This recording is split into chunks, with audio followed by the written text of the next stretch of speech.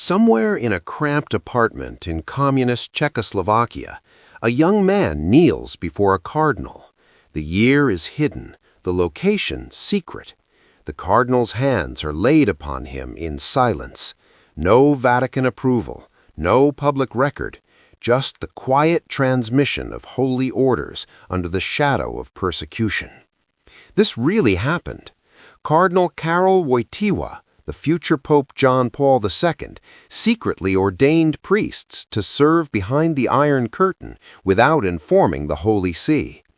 Cardinal Josyf Slipjy, who spent 18 years in the Soviet gulag, consecrated 3 bishops without papal mandate for the Ukrainian Greek Catholic Church after most of his bishops had been killed or imprisoned. Some now raise these examples to justify the SSPX's planned July 1 consecrations. The argument seems compelling. If saints in the making could act without Rome's permission, why can't the Society of St. Pius X?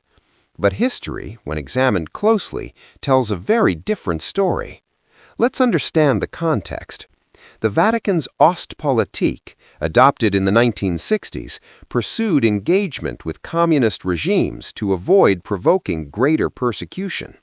The public stance was no ordinations. The private reality was more complex. Pope Pius XII had already issued pontifical privileges for bishops in communist lands to ordain clergy secretly.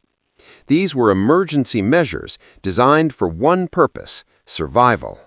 Dr. Tamara Gurdzalidze described Ostpolitik as seeking a modus non moriendi, a way of not dying, not a way of protesting, not a way of making theological statements, a way of keeping the sacraments available to people who faced prison, torture, and death simply for being Catholic. George Weigel, in his biography Witness to Hope, explained Wojtyła's thinking. He did not inform Rome because he did not see his actions as defiance. He believed the Holy See trusted his judgment in an increasingly desperate situation. And critically, Weigel suggests the Vatican may have welcomed this safety valve, publicly deniable, privately approved. When the Iron Curtain fell, Rome recognized every priest Wojtyła ordained and every bishop Slipjy consecrated, because they had acted with the true mind and heart of the Church, even when the Church's public voice said otherwise. Now consider Archbishop Lefebvre. In 1976, he was stripped of his faculties. His society was suppressed the following year. For 12 years before the 1988 consecrations, he acted without permission, ordaining priests against direct Vatican orders. He faced no prison, no torture, no gulag. His complaint was theological, opposition to Vatican II and the Novus Ordo. The SSPX today faces the same reality. Cardinal Fernandez has explicitly ordered them not to consecrate. They have been told clearly and publicly that proceeding constitutes schism. Unlike Wojtyła, who acted in prudent silence, they act in open defiance.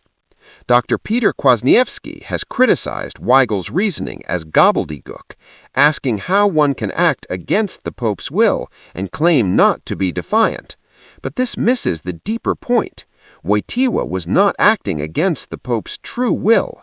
He was acting against a public policy designed to protect the Church, confident that the Pope's real desire, the survival of the faith, aligned with his actions. The SSPX has no such confidence. They have been told no, publicly and repeatedly. They proceed anyway. There is another difference, and it is not minor. Both Wojtyła and Slipjy were cardinals in good standing, in full communion, with full faculties, until circumstances forced them underground. Lefebvre had been suspended for over a decade before 1988. The SSPX today exists outside canonical structure by choice. The Iron Curtain analogy collapses under scrutiny. Those secret ordinations were about survival under genocidal persecution.